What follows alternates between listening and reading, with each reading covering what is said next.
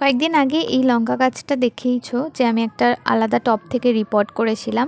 এখন দেখতে পাচ্ছি যে প্রত্যেক কটা পাতায় এরকম ছোট ছোট নানান রকমের পোকা হয়েছে। তো কদিন আগে আমি ইউটিউব স্ক্রোল করতে করতে খুব ভালো একটা হ্যাক দেখলাম, আমার মনে হয় ওটা কাজ করবে, তাই ওটা ট্রাই করলাম আর সত্যিই কাজ করেছে। তো প্রথমেই আমি এখানে নিয়ে নিয়েছি ঘরে যে রান্না হয় যে হলুদ দিয়ে, সেই হলুদটা, তারপর ওতে পরিমাণ মতো জল মিশিয়েছি যতটা আমার লাগবে।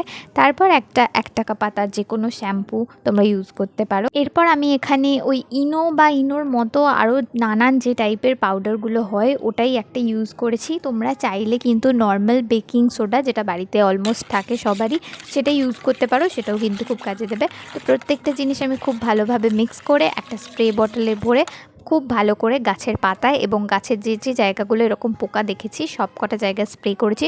শুধু এই গাছে না, যে কটা গাছ আমি এরকম দেখেছি প্রত্যেকটা গাছেই স্প্রে করেছি, আর রেজাল্ট কিন্তু সত্যিই খুব ভালো এসেছে। তোমরাও ট্রাই করতে পারো।